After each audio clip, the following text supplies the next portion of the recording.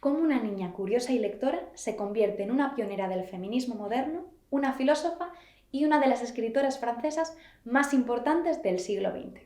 Hoy nos adentramos en la obra de Simone de Beauvoir.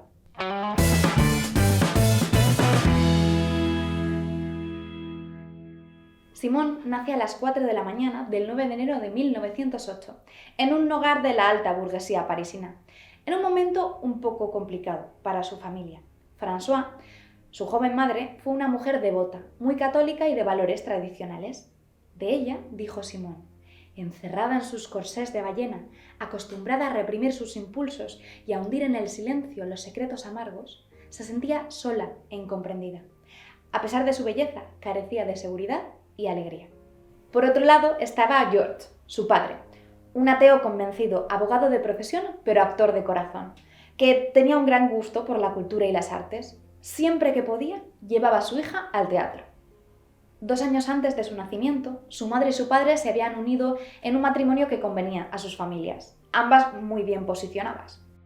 Pero todo se vino abajo cuando el abuelo materno de Simone, un importante banquero, fue encarcelado por malversación y perdió toda su fortuna. El estatus y la economía familiar se vieron duramente afectados, pero a pesar de las complicaciones, Simone vivió una infancia muy feliz en un ambiente muy privilegiado. Simone era una niña alegre, inteligente y muy curiosa. A los 5 años y medio entró en el colegio de Sir, una institución católica donde se graduó como la primera de la clase. Le encantaba aprender, pero sobre todo leer. Llega a la adolescencia y con ella sus ansias de rebeldía. Quiere ser independiente, romper con su imagen de niña buena. Descubre los libros prohibidos, reniega de los valores religiosos que la han acompañado desde la infancia y comienza a desarrollar una mirada crítica sobre la sociedad en la que vive. Los años que siguen al fin de la Primera Guerra Mundial son años complicados para su familia. Simone decide que no se casará, no tendrá hijos y que será profesora. En cierta manera, la delicada situación económica le viene bien, porque sin dinero para una boda no le queda otra que estudiar y trabajar. En 1924, Simone entra en la Sorbona a estudiar filosofía, a la vez que estudia matemáticas y letras francesas. En la universidad alimenta su pasión por leer, estudiar y reflexionar acerca de cómo funciona el mundo. Y además, hace muchos amigos y amigas que comparten con ella sus inquietudes intelectuales. Preparando la cátedra, conoce a Jean-Paul Sartre, un famoso filósofo existencialista, quien en palabras de Simone fue la persona más importante de su vida. Simone y Sartre comienzan una relación que durará toda la vida. Una relación no muy convencional, basada en la libertad, la igualdad y la complicidad intelectual. El año 1929 fue un año importante para Simone. La juventud da paso a la vida adulta. Se va a vivir sola, termina los estudios y obtiene el título de profesora de filosofía.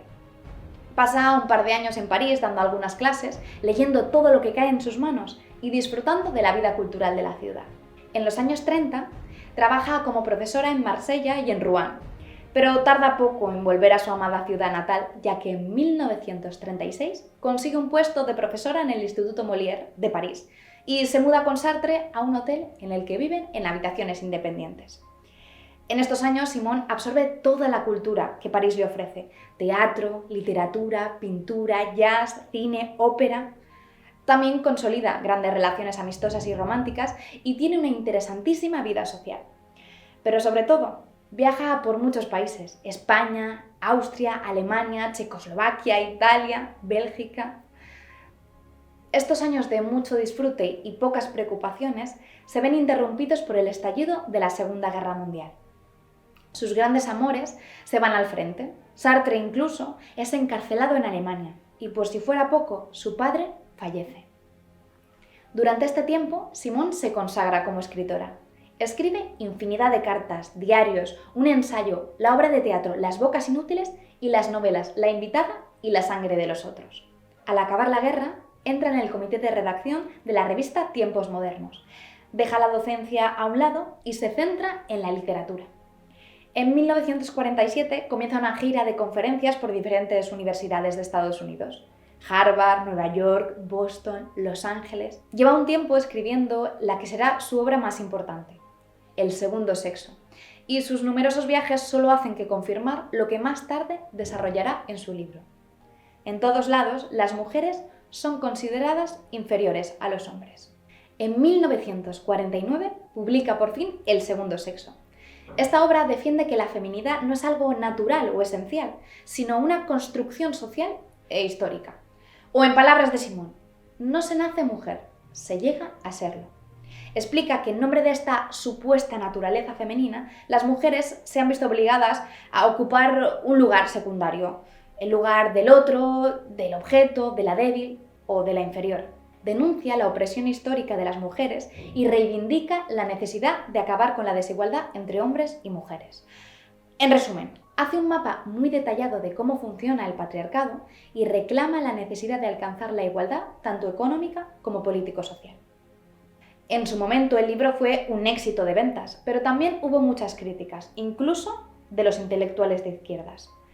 Actualmente se venden infinidad de ejemplares cada año. De hecho, podríamos decir que El segundo sexo es el libro fundacional del feminismo moderno. Los siguientes años destacaron por sus éxitos literarios y su implicación política.